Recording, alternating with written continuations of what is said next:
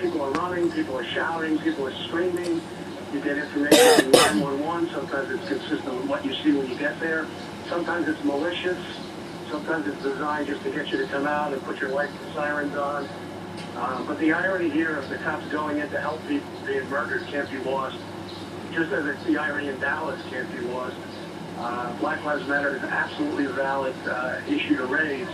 But there in full view, you can see that at least in those cops, everybody's lives mattered in Dallas. You can see that on live television to the point they were willing to give their own in defense of people they never met and didn't know. So we have to get our heads around these complicated issues. But when you get to the point where anybody's going for harming police officers, that's a serious matter indeed. We're speaking to former NYPD officer Eugene O'Donnell about the breaking news out of Baton Rouge, Louisiana, where 3 officers were killed in what authorities are calling an ambush-style attack, as well as 4 or more injured. Eugene, I want you to stay with me while I also go directly to the scene. Robbie Reynolds from WAFB, one of the first reporters on the scene. Robbie, what can you tell us from there?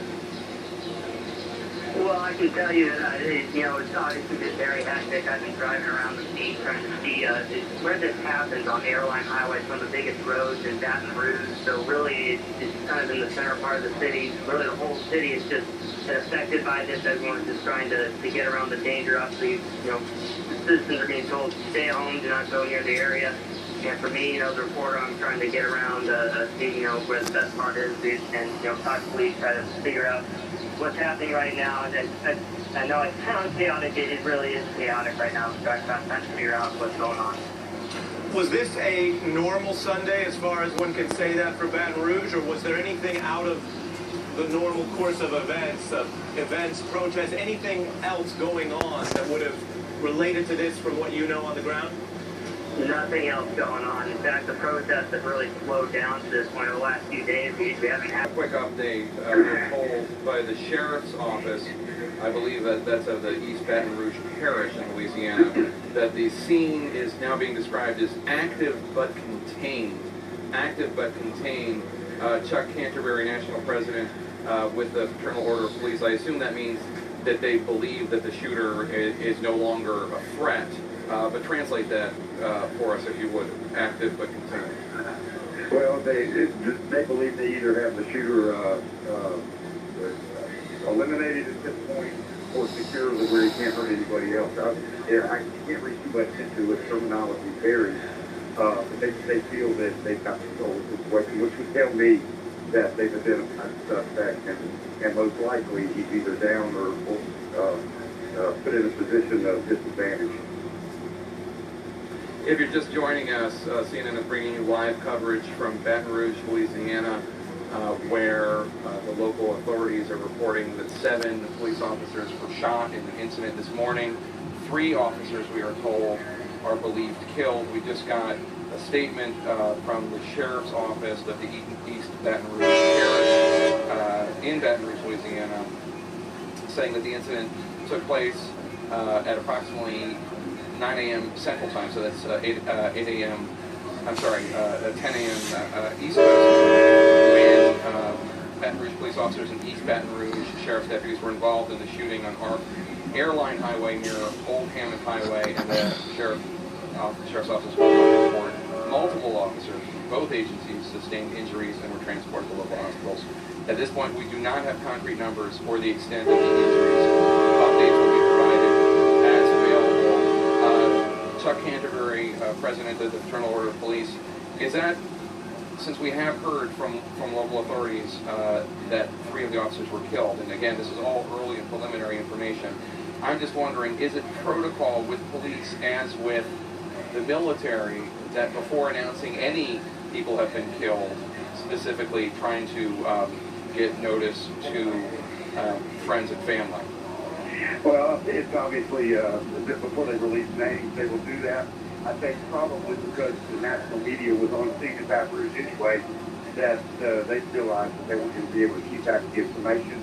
So I'm sure that there are people now that are notifying families, if they haven't already been notified.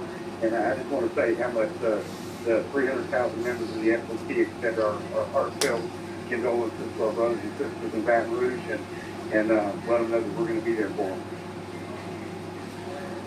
If you're just joining us, we we are bringing you horrible news out of Baton Rouge, Louisiana, where we're told 7 officers are down, 3 of them are believed to have been killed.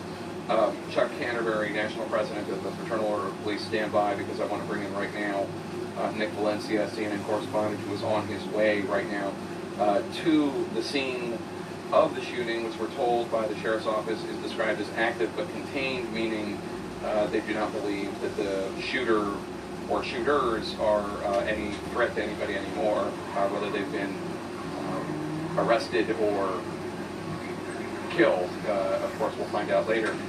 Nick, you have been in Baton Rouge covering all the tension since the death of Alton Sterling in a confrontation with police, and you also covered last week, I believe, the alleged plot to kill police officers. 3 individuals arrested, 1 still wanted, breaking into a pawn shop, stealing guns with the alleged stated purpose of killing police.